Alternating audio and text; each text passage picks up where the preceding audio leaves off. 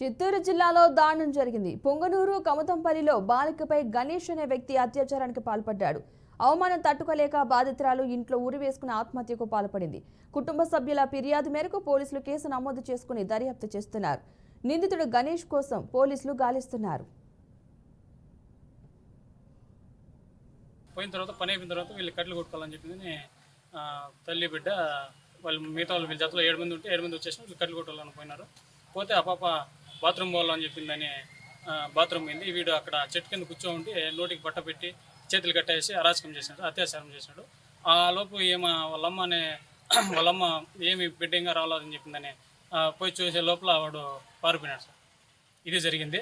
తర్వాత ఆ అమ్మాయి అవమానం తట్టుకోలేక ఇంటికి వచ్చి ఊరేసుకునేది. ఆ అమ్మతో పాటు వీళ్ళమ్మ కూడా వచ్చిండల్లా, కాకపోతే వాళ్ళని తరుముకొని పోయింది. వాడు బైపాస్కి 2 వీలర్ తీసుకొని పారిపోయినాడు. ఇంకా శిక్ష పడి వానికి ఇది ఒకటే కదా సార్, ఇదే విధంగా 4 ఫ్యామిలీలు 5 ఫ్యామిలీలు మా ఊర్లో 4-5 ఫ్యామిలీలు వీని వల్ల చెడిపోయినాయి. వాళ్ళ మామూలు కానీ ఊర్లో పెద్ద మనుషులు చెప్పినా కూడా వాళ్ళు కానీ వాళ్ళ మామూలు కానీ పట్టించుకోవడం లేదు. పోలీస్కి ఇన్ఫార్మ్ చేసిన సార్, సిఎస్ఆర్ ఎస్ఎస్ఆర్ వాళ్ళు వచ్చినారు. వచ్చి న్యాయం చేస్తామని చెప్పిందని మళ్ళీ అక్కడ ప్లేస్ కూడా వచ్చినారు. ఆ ప్లేస్లో ఏమేమి వస్తువులు ఉన్నాయి, ఏమేమి మంచి చెడ్డ అమ్మాయి ఊరేసుకునేది చీర అని తీసుకొని వచ్చినారు సార్. తీసుకొచ్చిన తర్వాత మీకు న్యాయం చేస్తాము, మీరు మాపై నమ్మకం పెట్టండి. ఈ పోక్సో దిశ ఏ చట్టం ఉందో, ఈ లేడీస్ విషయంలో ఏ చట్టం ఉందో అన్ని విధాలుగా మీకు సహకరిస్తాము. ఆ అమ్మాయి ఇంకో విషయం ఏమంటే మైనర్ 17 ఇయర్స్ సార్, అమ్మాయికి మీకు న్యాయం చేస్తామని చెప్పింది భరోసా.